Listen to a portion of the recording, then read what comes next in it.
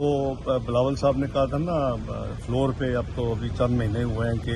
لوگوں کے لیے ڈار صاحب ہیں تو میرے لیے تو ڈار انکل ہیں، تو وہ لوگوں کے لیے بلاول صاحب ہیں، میرے لیے بلاول بیٹا ہے۔ تو اب میں ایک بیٹے کا کیا جواب دوں؟ دیکھیں یہ گریسفل نہیں ہوتا، آپ نے اکٹھے 15 مہینے ہر فیصلہ کنسنسس کے ساتھ ہوا، اور میں سمجھتا ہوں کہ میاں شہباز شریف صاحب کی گورنمنٹ نے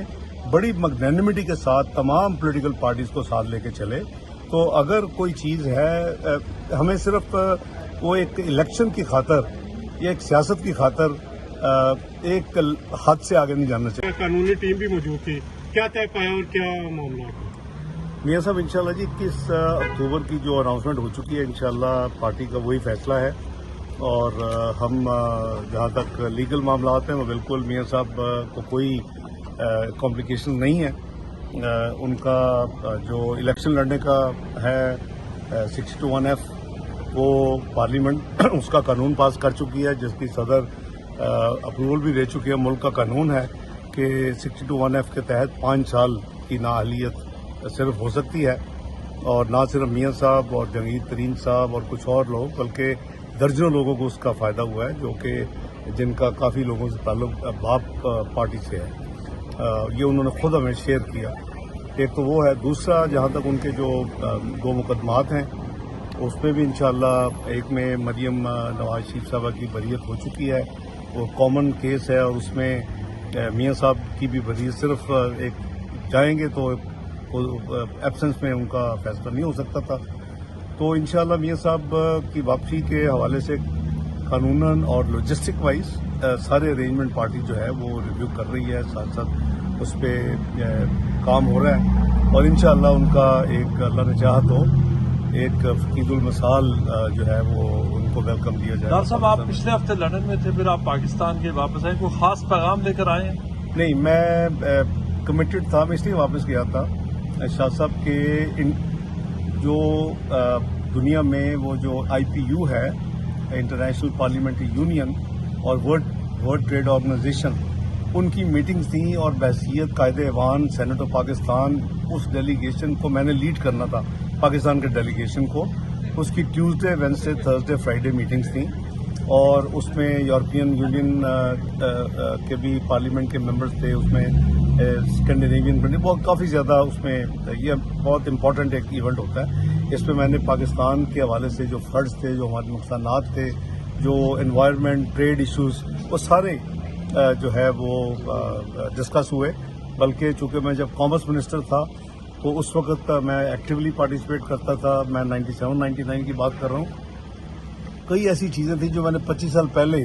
اگر روکا تھا ایک چیز، تو اس وقت پریزیڈنٹ کلنٹن اور ٹونی بلیئر صاحب نے بہت کوشش کی تھی کہ 2000 کے بعد نیو ملینیم میں جو یعنی ای کامرس ہو، اس کے اوپر کوئی کسٹم ڈیوٹی نہ چارج ہو۔ تو میں نے اس وقت اس کو بلاک کیا تھا منسٹریل میٹنگ میں۔ وہ مجھے بڑا حیرانگی ہوئی کہ 25 سال میں ابھی تک وہ فیصلہ نہیں ہو سکا، 2024 میں انہوں نے کیا ہے۔ میاں صاحب، جو بلاول بھٹو زرداری صاحب ہیں، وہ بہت زیادہ آج کل نون لیگ کی قیادت کو نشانہ بنا رہے ہیں، اور انہوں نے کافی تنقید بھی کی ہے۔ کیا کہنا چاہیں گے پیپلز پارٹی سے معاملات کیوں خراب ہو رہے ہیں، کیا وجہ ہے، ان کو کیا تحفظات ہیں یا کیا معاملات؟ وہ بلاول صاحب نے کہا تھا نا فلور پہ، اب تو ابھی چند مہینے ہوئے ہیں کہ لوگوں کے لیے ڈار صاحب ہیں تو میرے لیے تو ڈار انکل ہیں، تو وہ لوگوں کے لیے بلاول صاحب ہیں، میرے لیے بلاول بیٹا ہے۔ تو اب میں ایک بیٹے کا کیا جواب دوں؟ دیکھیں یہ گریسفل نہیں ہوتا، آپ نے اکٹھے 15 مہینے ہر فیصلہ کنسنسس کے ساتھ ہوا، اور میں سمجھتا ہوں کہ میاں شہباز شریف صاحب کی گورنمنٹ نے بڑی میگنینمٹی کے ساتھ تمام پولیٹیکل پارٹیز کو ساتھ لے کے چلے۔ تو اگر کوئی چیز ہے، ہمیں صرف وہ ایک الیکشن کی خاطر یا ایک سیاست کی خاطر ایک حد سے آگے نہیں جانا چاہیے۔